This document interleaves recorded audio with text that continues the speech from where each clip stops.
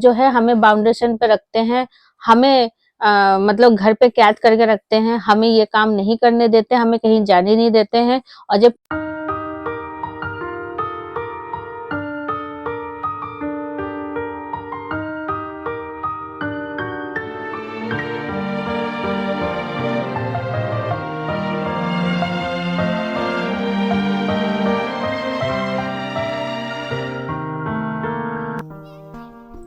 Hello friends, आज मैं फिर आई हूँ न्यू ब्लॉग लेके, नई मन की बात लेके। तो देखो मेरा डॉगी भी कैसा खेल रहा है।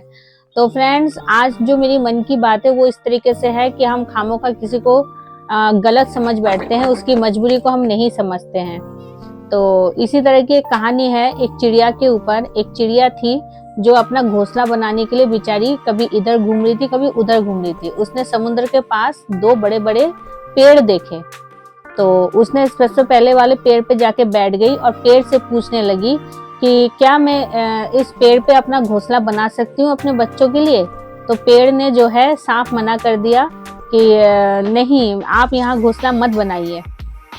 तो चिड़िया फिर वहां से चली गई। फिर उसने दूसरे वाले पेड़ से, जो सामने ही थी, उसी दूसरे पेड़ से उसने पूछा क्या मैं घोंसला बना सकती हूँ। तो उस पेड़ ने उसको इजाजत दे दी घोंसला बनाने के लिए। तो उसने वहां पे बहुत अच्छे से घोंसला बनाया और अपने बच्चों को उसने वहीं सेफ रखा, क्योंकि बारिश का मौसम आ रहा था। तो इसलिए चिड़िया को भी चिंता हो रही थी कि मेरे बच्चे जाएंगे तो कहाँ जाएंगे। इसी वजह से उसने जल्दी जल्दी उस घोंसला को बनाया और अपने बच्चों को उसने वहीं रखा। फिर उसके बाद बहुत तेज बारिश आती है और इतने में क्या होता है, नदी जो है वो अपने उफान में आती है। मतलब नदी बहुत तेजी से बहने लगता है, पानी इतना भर गया था चारों तरफ इतने तेज बारिश की वजह से। जो पहले वाला पेड़ था जिससे चिड़िया ने पूछा था कि मैं आप पे घोंसला बना सकती हूँ कि नहीं बना सकती हूँ, तो उस पेड़ ने उस चिड़िया को जो मना कर दिया था। तो वो जो पेड़ था, उस बारिश के पानी के बहाव से वो पेड़ जो है हिल के वो गिर गया पानी में और नदी में गिर गया और वो नदी में बह के जा रही थी। तो जो चिड़िया थी ना, उस चिड़िया ने उस पेड़ को जाके बोला, मैंने तुमसे बोला था कि मैं तुम्हारे पेड़ पे घोंसला बनाऊं, तुमने मुझे मना कर दिया। आज उसी का ही परिणाम है जो तुम ये भुगत रहे हो।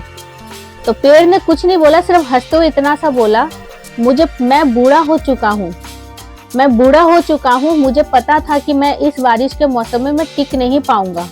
तो मैं तुम्हारे और तुम्हारे बच्चों की सुरक्षा चाहता था, इसलिए मैंने मना किया। तो ये चीज चिड़िया को, जब चिड़िया ने सुनी तो उसको बहुत बुरा लगा कि खामोखा उसने पेड़ को उल्टा सीधा, उसने गलत मन में सोचा कि उस पेड़ के बारे में कि देखो कितना सेल्फिश पेड़ है, कितना गंदा पेड़ है जिसने मुझे मना कर दिया घोंसले के लिए। और वो पेड़ बोल के अपना बह के वो चली गई। तो फ्रेंड्स, इस कहानी से यही लेसन मिलता है कि हमें जो है किसी को भी गलत साबित करने का, हमारा जो मन बोलता है कि किसी को भी हम गलत बोल देते हैं, कभी भी बोल देते हैं, हम किसी का भी डिसीजन हम ले लेते हैं सामने वाले के ऊपर। तो ये चीज नहीं होना चाहिए।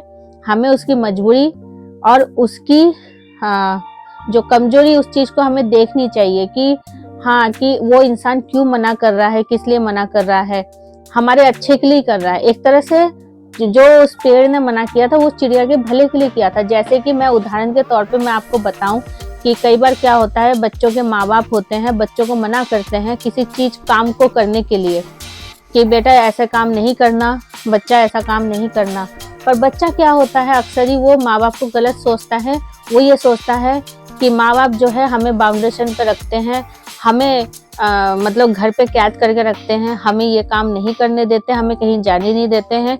और जबकि माँ बाप चिंता के पीछे करते हैं, ये बच्चों के सेफ्टी के लिए करते हैं। तो ये चीज बच्चों के नहीं समझ में आती है। तो ये चीज नहीं होना चाहिए। बच्चों को ये चीज समझना चाहिए कि माँ बाप आपके सुरक्षा के लिए ये चीज कर रहे हैं, आपके देखभाल करने के लिए, कि कल के डेट में आपको कोई नुकसान ना हो। उस पेड़ की तरह जिसने उस चिड़िया के बच्चों की सेफ्टी सोचा। तो यही थी आज मेरी मन की छोटी सी बात। आप लोगों को कैसी लगी प्लीज मुझे कमेंट सेक्शन में बताइएगा। आज की ये मेरी मन की बात आप लोगों को कैसी लगी। तो प्लीज आप लोग भी किसी की मजबूरियों का मतलब किसी की मजबूरी, किसी को अगर किसी ने कोई चीज मना की है तो उसकी उसकी जो कमजोरी है उस चीज को समझिए।